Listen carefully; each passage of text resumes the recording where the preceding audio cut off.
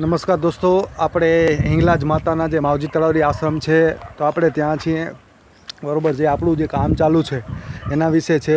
તો આજે શરદભાઈ પંડ્યા સાહેબને કહેશું કે જે આખું પ્રોજેક્ટ સંભાળે છે અને એમની જ મોસ્ટ ઓફ મહેનત છે, બધાનો સહિયારો છે પણ છતાં અવર જવર છે.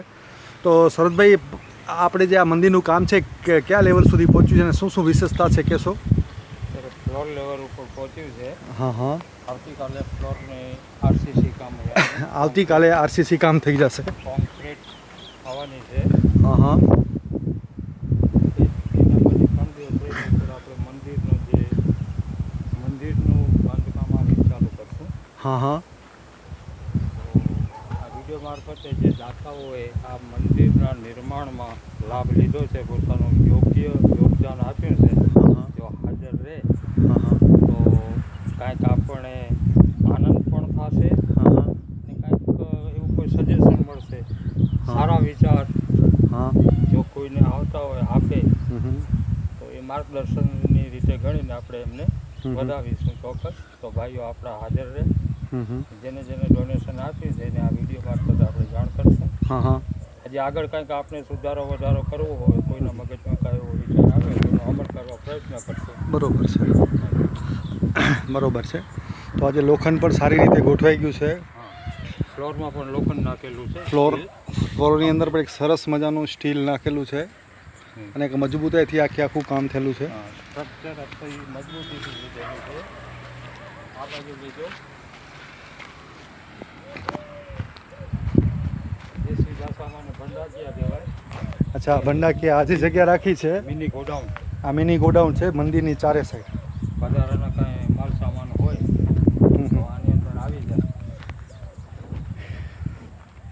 આની અંદર આપણે બીજા વધારાના રૂમ ન બનાવવા પડે. અત્યારે હું જે ચાલી રહ્યો છું ને પ્રદક્ષિણાની જગ્યા છે.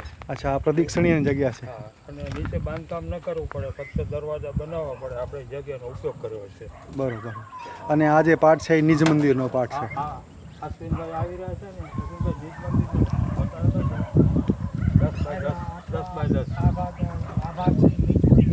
અચ્છા, તો સરસ મોટામાં મોટી જગ્યા છે અને બહુ સરસ છે. Well and good.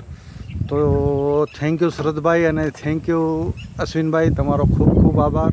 અને સર્વે જ હિંગલાજ માતાના પ્રેમીઓને, ધર્મપ્રેમી ભાઈઓને એ વિનંતી કે આગળનું કામ જો આપણે બધા સાથ દઈએ અને વ્યવસ્થિત પ્લાનિંગથી કામ કરીએ તો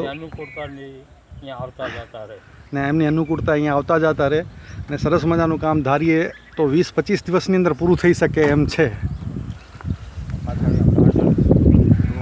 આ પાછળ ગાર્ડનની જગ્યા છે અને અહીંયા જે પૂજારી, અહીંયા જે રૂમ આવશે, જે પૂજારી રૂમ કે ઓફિસ રૂમ જે કહી શકાય તે, અને આખું એક સરસ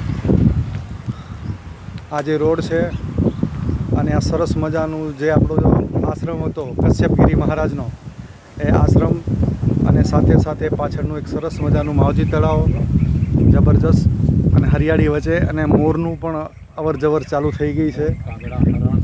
મોર, કાગડા, હરણો પણ અહીંયા જોવા મળે છે. તો કુદરતી વાતાવરણ. તો થેન્ક યુ શરદભાઈ, થેન્ક યુ. પહાડ સરોવર સરસ, એક શાંતિવાળી જગ્યા છે, જે શાંતિ મને મળે એના. Thank you.